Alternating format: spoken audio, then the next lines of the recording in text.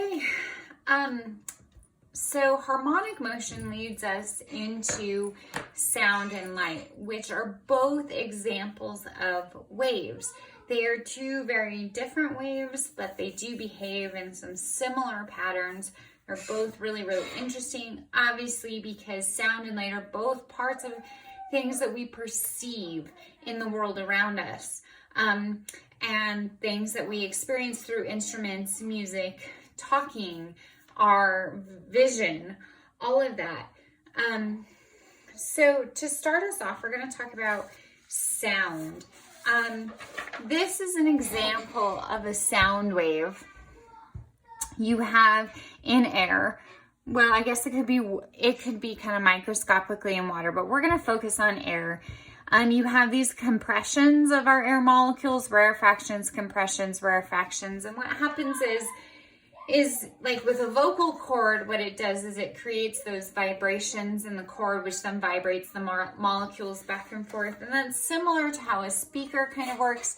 The speaker itself, it'll move out, creating a compression, and in, creating a rarefaction. I don't know if you ever noticed a speaker, especially for those like low frequency bass notes, you can watch it vibrate, which is kind of cool and interesting. So what it's doing is it's creating those compressions and rarefactions at specific frequencies. So the compressions correspond to crests and these rarefactions correspond to troughs. And we can use a sine wave to depict that frequency. Now, a lot of times you will talk about pitch, something that's high pitched. My voice is high pitched, unfortunately. Pitch is our perception of frequency. So the higher the pitch, the higher the frequency. And I love to do this experiment with my physical science kids where it's like a hearing test and I put low frequencies and high frequencies. And it's really interesting when you get into those really high frequencies. I have kids who can hear it and it's really bothering them because the pitch is so high, but I can't hear it. So which leads us to the range of hearing for human ears is about 20 hertz to 20,000 hertz. Now there aren't a whole lot of kids who can actually hear up in this 20,000 hertz range. This 20 hertz, it's actually interesting with those low frequencies because it's almost like, it almost feels like a physical wave. It's hard to tell if you're hearing it or if you're just hearing kind of how the speaker's reacting with the casing of the speaker, I guess is a way to put that. But anyway, so sound waves require a medium, and in general that medium is air. But we also have sound waves that travel through, I mean, obviously you can feel sound waves traveling through solids. Sound waves travel through water all the time. For sonar, we use the speed of sound in water in finding pictures of things that are underwater in our sonar. Dolphins use echolocation all the time. And the speed of sound in different mediums depends on how close together those molecules are. It's a lot like conduction.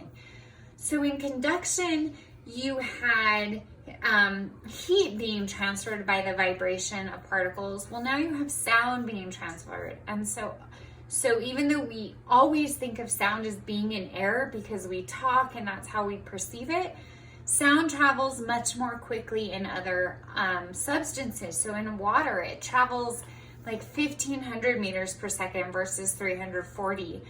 So you're looking at quite a bit faster. And then of course it's going to travel even, faster in solids.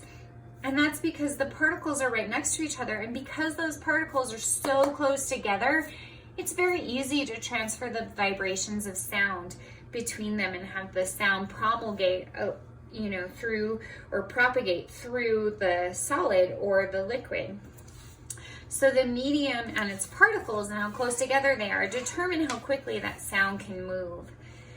Now, one thing to remember is that sound, even though, one thing is if it's a point source kind of in all three directions, it goes out in the same intensity in all directions, like a sphere. We think of sound as usually having a direction because we're talking, and usually that means we're facing somewhere and we're kind of putting our sound waves out in a certain direction. But we have to remember that sound waves are a 3D phenomena. However, once you get far enough away from that source, the surface area that you might be looking at, that plane of surface area, instead of being curved like this, it starts to look like a regular plane. It starts to look straight. So we can often kind of analyze sound waves and waves as rays, which makes it quite a bit easier to analyze. Now, something else that we like to talk about with sound is the Doppler effect. And this is one way that we as humans can understand kind of how echolocation works, actually.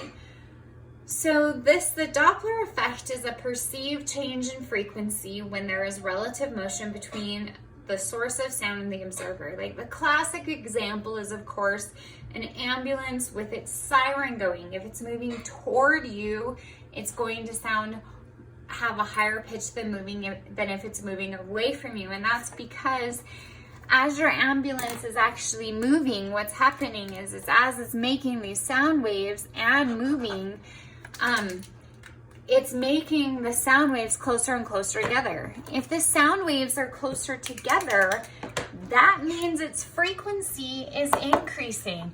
This frequency here with closer together sound waves is higher than this frequency here with farther together sound waves. So if the frequency here is higher than the frequency here, your pitch, if it's moving towards you, is higher than the pitch of the ambulance if it's moving away. This is how bats and dolphins determine if prey that they're looking for, if they're gaining on it or, losing ground to it. If they're losing ground, that echo that comes back is going to be lower pitched. If they're gaining ground, it's going to be higher pitched. So a few things to remember about sound is when we have these higher frequency sounds, this wavelength here, lambda, is much smaller than this wavelength here. So higher frequency sounds will have a shorter wavelength. That means if the wavelength is shorter, that means that whatever's found in there by echolocation in bats can be smaller. If it's bigger, that gives you a chance to maybe lose some, bee or whatever that is flying around that's smaller than that wavelength. You're not going to find it. But the smaller your wavelength, the higher your frequency, the more precise that echolocation is going to be. We're going to talk about sound intensity and resonance, which is really important for music and how music is produced, and of course for like speakers and things.